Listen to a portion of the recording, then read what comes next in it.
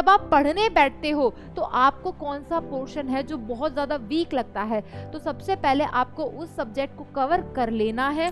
आप जो पढ़ रहे हो बेटा, ज़्यादा के पीछे नहीं भागना है, जो है उसे बहुत अच्छे से रिवाइज करना है, बहुत अच्छे से पढ़ना है।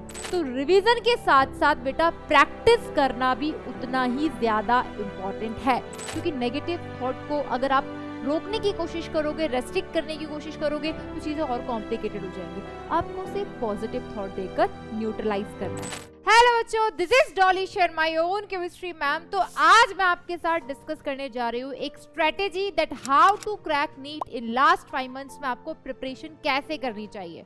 तो आज मैं आपके साथ बेटा कुछ 11 मंत्रास डिस्कस करने वाली हूँ, वन बाय वन, जो आपकी प्रिपरेशन के लिए बिल्कुल बहुत ज़्यादा इम्पॉर्टेंट है। सबसे पहले अगर मैं बात करूं तो सबसे पहली और इम्पॉर्टेंट बात कि आपको अपने सिलेबस को समझना है, आपको अपने सिलेबस से अपडेटेड रहना है।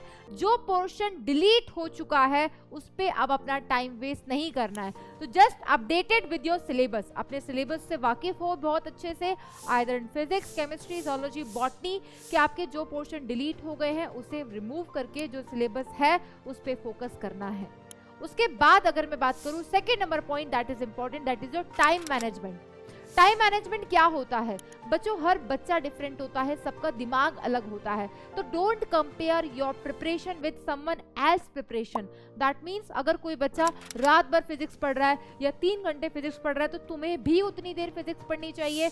नहीं बेटा, आपको प्रायोरिटाइज करना है अपने वीक पोर्शंस को। यानी कि जब आप पढ़ने बैठते हो तो आपको कौन सा पोर्शन है जो बहुत ज़्यादा वीक लगता है, तो सबसे पहले आपको उस सब्जेक्ट को कवर कर लेना है जिसमें आपके मार्क्स रेगुलर बेसिस पे अच्छे आ रहे हैं। यानी कि जो सब्जेक्ट आपका अच्छा है उसे रिवाइज करके वाइंड अप करना है।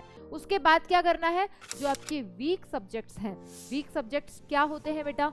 जिसमें हमारे कंपैरेटिवली कम मार्क्स आ रहे हैं, उसे हमें टाइम देना है, हमें उस वीक पोर्शन, वीक एरियाज पे टाइम देना है। That is second and most important point बेटा। थर्ड अगर मैं बात करूं बेटा अबाउट योर स्टडी मटेरियल, आप जो पढ़ रहे हो बेटा, ज्यादा के पीछे नहीं भागना है, जो है उसे बहुत अच्छे से रिवाइज करना है, बहुत अच्छे से पढ़ना है। लास्ट 5 मंथ्स में किसी नई बुक को नहीं उठाना है।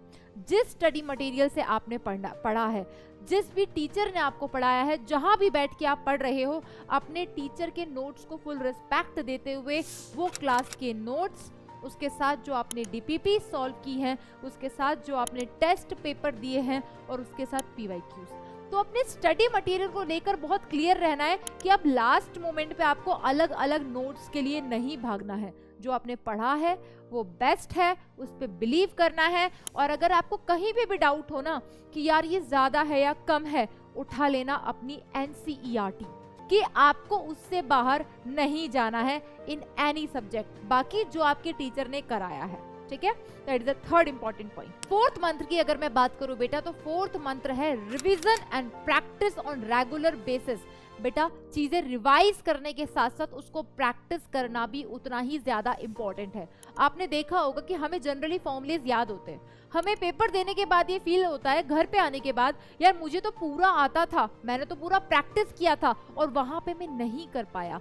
तो ये प्रॉब्लम तब ही क्रिएट होती है बेटा कि हम रिवीजन तो प्रॉपर कर रहे हैं लेकिन हम प्रैक्टिस नहीं कर रहे। मैम प्रैक्टिस कैसे करें? बेटा पीवाईक्यूज आप उठाओ, रेगुलर बेसिस पे आप जो भी पढ़ते हो रात को सोने से पहले उस पे कम से कम 20 सवाल तो आपको करने ही करने हैं कि आज मैंने ये टॉपिक पढ़ा था, मुझे अब एनालाइज करना है कि ये मुझे कितना आता है, तो उस पे मुझे 20 सवाल बिल्कुल प्रैक्टिस करने हैं। अगर वो फिजिक्स या फिजिकल केमिस्ट्री के हैं तो उसको पूरा पूरा सॉल्व करना है, आंसर तक निकालना है। ये नहीं कि इसका फॉर्मूला हमें आता है, हो जाएगा। तो रिवीजन के साथ साथ बेटा प्रैक्टिस करना भी उतना ही ज्यादा इंपॉर्टेंट है। क्लियर? तो फोर्थ मंत्र आई थिंक आपको क्लियर हो गया होगा, रिवीजन साथ के साथ practice on regular basis. Next अगर मैं बात करूं बेटा, ये जो लास्ट 5 मंथ्स का ड्यूरेशन है, आपको अपनी हेल्थ का पूरा ध्यान रखना है। अब आपको लगेगा मैम हेल्थ का तो हमेशा ध्यान रखना है। बिल्कुल बेटा, आपको अपनी हेल्थ का हमेशा पूरा ध्यान रखना चाहिए, लेकिन ये जो ड्यूरेशन है, गलती से भी ऐसा मत करना कि आपकी नींद पूरी नहीं हो रही है, आप खाना प्रॉपर नहीं खा रहे हो। बेटा डाइट शुड बी प्रॉपर, क्योंकि जब आपकी डाइट प्रॉपर होगी तभी आपकी हेल्थ ठीक रहेगी, और जब हमारी हेल्थ ठीक होती है तभी हमें कुछ करने का मन करता है, और हमें अभी पढ़ना है, मेहनत करना है। तो बेटा सबसे पहले अपनी 6 आवर्स की नाइट जो होती है, आपकी जो स्लीप होती है, वो 6 आवर्स कंप्लीट लेना है। साथ के साथ अगर आप मैनेज कर सकते हो तो आप उसको 5 to 6 आवर्स के अंदर वेरी कर सकते हो।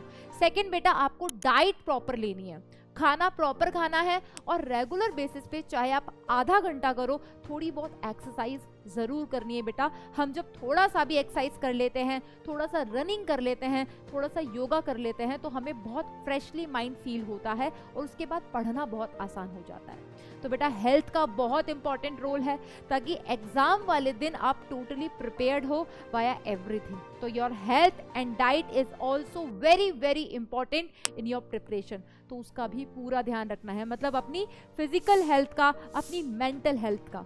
मैम मेंटल हेल्थ का ध्यान कैसे रखें? बेटा पॉजिटिव माइंडसेट। लास्ट टाइम है, आपसे बहुत सारे लोग पूछेंगे यार बता तेरी तैयारी कैसी चल रही है।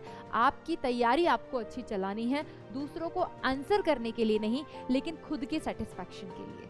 आप जब भी अपनी तैयारी करो, आपके माइंड में किसी भी तरह का नेगेटिव थॉट आता है कि नहीं हुआ तो क्या होगा, बेटा नेगेटिव थॉट्स आएंगे, डजंट मैटर, आपको उसे रिपेल नहीं करना है, क्योंकि नेगेटिव थॉट को अगर आप रोकने की कोशिश करोगे, रेस्ट्रिक्ट करने की कोशिश करोगे, तो चीज़ें और कॉम्प्लिकेटेड हो जाएंगी।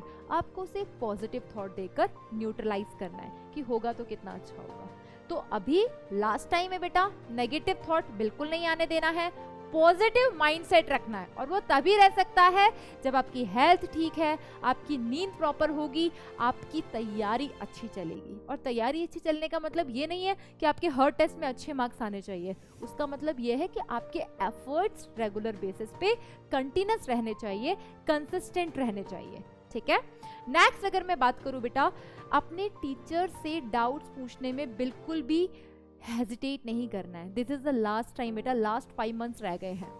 अगर आपने आइडेंटिफाई कर लिया है कि कोई पोर्शन आपका वीक है, whatever the reason is, तो आपके सराउंडिंग में जो भी आपके नोन्स है, जिनसे आपको लगता है कि हेल्प मिल सकती है, आपके डाउट्स क्लियर हो सकते हैं, आपका कोई पोर्शन वीक है, वो स्ट्रॉन्ग हो सकता है, तो बिल्कुल भी टाइम वेस्ट नहीं करना है, बिल्कुल भी हेजिटेट नहीं करना है कि मैं उससे एक छोटा सा डाउट पूछूंगा तो वो मुझे जज करेगा, यार मुझे वैलेंस इलेक्ट्रॉन निकालना नहीं आ रहा है, क्या मैं पूछ सकता हूँ? बिल्कुल पूछ सकते हो बेटा। कोई भी चीज टफ तब तक है जब तक हमने उसे किया नहीं है। तो दिमाग में एक चीज क्लियर रखनी है कि this is the last time, और बिल्कुल फेयर, बिल्कुल ऑनेस्ट होकर अपनी जितने भी वीक एरियाज हैं उन पे वर्क करना है। उसके लिए बेटा आपके नोन में, आपके कांटेक्ट में, आपके सेंटर पे जो भी टीचर अवेलेबल हो, उनसे अपने डाउट्स क्लियर करने हैं विदाउट हेजिटेशन। Got it?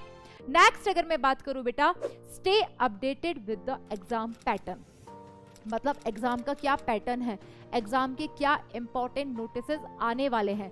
हालांकि पीडब्ल्यू में आप पढ़ रहे हो तो जो भी इंपॉर्टेंट नोटिफिकेशन होता है वो आपको आपके चैनल पे अपडेट हो जाता है। स्टिल मैं यही कहूंगी कि आपको भी अपडेट रहना है, क्या इंपॉर्टेंट नोटिसेस आने वाले हैं, क्या इंपॉर्टेंट नोटिस आया है, एग्जाम पैटर्न क्या है, उससे अपडेटेड रहना है। बेटा इंस्ट्रक्शंस आर वेरी इंपॉर्टेंट। हम ना इन चीज़ों को स्किप कर देते हैं।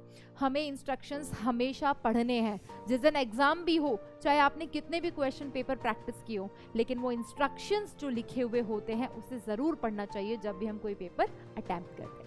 नेक्स्ट मैं बात करती हूँ पॉइंट जो मैंने ऑलरेडी आपको मेंशन किया बेटा, पॉजिटिव माइंडसेट। देखो हो सकता है इस टाइम आपके दिमाग में बहुत सारे नेगेटिव थॉट्स आए, आपको पॉजिटिव माइंडसेट रखना ही पड़ेगा। जो भी नेगेटिव थॉट है उसको पॉजिटिव थॉट देना है, और जितना ज्यादा पॉजिटिव माइंडसेट आपका रहेगा ना बेटा, उतना ज्यादा आपकी टेंडेंसी, आपकी एबिलिटी इंक्रीज होगी लर्न करने की, प्रैक्टिस करने की। ठीक है, तो पॉजिटिव माइंडसेट रखना है। नेक्स्ट और मोस्ट इंपॉर्टेंट पॉइंट अगर मैं बात करूं बेटा, test and test analysis. In last 5 months में जहां भी आप पढ़ रहे हो, जैसे भी आप पढ़ रहे हो, जितने भी टेस्ट आपके कंडक्ट हो रहे हैं, वो टेस्ट आपको जरूर देना है, चाहे आपका पोर्शन कंप्लीट हुआ हो या नहीं हुआ हो। पहली प्रायोरिटी तो ये रखनी है कि पूरी तैयारी के साथ पेपर देना है। लेकिन अगर पूरी तैयारी के साथ पेपर नहीं दे पा रहे हो तो जितना पोर्शन आपने पढ़ा है उस पूरे का टेस्ट आपको इस तरीके से अटेम्प्ट करना है कि मेरे इसमें से नंबर नहीं कटने चाहिए। टेस्ट देने के बाद सबसे बड़ा रोल आपका शुरू होता है टेस्ट के एनालिसिस। एनालिसिस क्या होता है? मान लो आपके 720 में से 550 मार्क्स आ रहे हैं, तो बाकी मार्क्स जहां कटे, कहाँ मिस्टेक्स हुई हैं, बॉटनी में, जोलॉजी में, फिजिक्स में, केमिस्ट्री में, उन पोर्शंस में आपने क्या मिस्टेक्स किए। बेटा हमें बहुत छोटे छोटे एफर्ट्स करने पड़ेंगे ऑन रेगुलर बेसिस ताकि हमारा रिजल्ट बहुत अच्छा हो और वो बहुत एफिशिएंट है बेटा। क्योंकि लास्ट टाइम पे हम नर्वस हो जाएं या घबरा जाएं उससे पहले कि हम पहले से अपडेटेड रहें कि अब हमें क्या करना है। तो अपना टेस्ट और टेस्ट का एनालिसिस करना, ये देखना कि कहाँ गलती है और उस पर वर्क करना। मान लो किसी आपको एक टॉपिक एनालाइज हो गया कि मुझे मोशन इन अ प्लेन के क्वेश्चंस आज भी करेक्ट नहीं हो रहे, मतलब उसको पढ़ना पड़ेगा। तो सर्च अ वीडियो जहाँ पे वो टॉपिक आप कवर कर सकते हो, प्रैक्टिस कर सकते हो, उसके क्वेश्चन प्रैक्टिस करो, उसको फिनिश करो। मतलब एक टेस्ट देने के बाद आपका एटीट्यूड ऐसा होना चाहिए उसके एनालिसिस के बाद कि जब वो टेस्ट ओवर हो जाएगा, अगर नेक्स्ट डे आपके पास सेम टेस्ट पेपर आ जाए तो आपके 720 में से 720 आने चाहिए। इसे कहते हैं टेस्ट एनालिसिस। मतलब टेस्ट दे दिया, मार्क्स जितने भी आ रहे हैं, उसके बाद आपने जो उसका एनालिसिस किया है, नाउ यू आर 110% श्योर कि अगर ये पेपर कल आ गया या इससे रिलेटेड क्वेश्चंस भी आ गए ना तो मेरे एक भी क्वेश्चन गलत नहीं होगा। इसे कहते हैं बेटा दैट इज एनालिसिस। समझ आ रहा है? नेक्स्ट मैं बात करूं बेटा, इस टाइम पे आपको कंसिस्टेंट रहना है। यानी कि अभी मैं जो भी बोल रही हूँ सुनने में जरूर अच्छा लग रहा होगा, लेकिन इसे आपको टिल 5 मंथ्स, जिस दिन तक आपका नीट का एग्जाम नहीं हो जाता, फॉलो करना है। क्योंकि बेटा किसी भी चीज को स्टार्ट करना बहुत आसान है, लेकिन उस पर कंसिस्टेंट रहना, आपने बहुत बार सुना होगा consistency is the key. Yes, consistency is the key. So be consistent about your time table, about your study material, about your health and diet, about your time management, about your test analysis.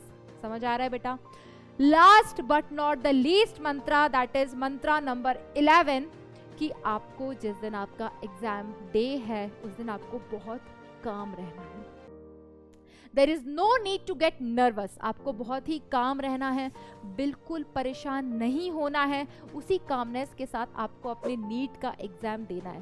बेटा हर बच्चा अलग होता है, तो आपको ये जितने भी 11 मंत्रास मैंने बताए हैं, आपको अपनी स्ट्रेंथ और वीकनेस दोनों पे फोकस करते हुए वीकनेस को बिल्कुल खत्म करना है और स्ट्रेंथ को रिटेन करना है, मेंटेन करना है। तो उसके लिए सबसे ज्यादा इंपॉर्टेंट क्या है कि आप एक स्ट्रेटेजी फॉलो करो, और इसलिए मैंने आपको वो सारे की पॉइंट्स बता दिए हैं बेटा, जिसका आपको खास ध्यान रखना है। आपका बहुत कम समय लेते हुए मैं यही बोलना चाहूंगी बेटा कि इन चीजों पे वर्क करो। लास्ट 5 मंथ्स है, बिल्कुल घबराने की, बिल्कुल परेशान होने की जरूरत नहीं है। बाकी हम लोग आपके साथ हमेशा है। ऑल द वेरी बेस्ट बच्चों।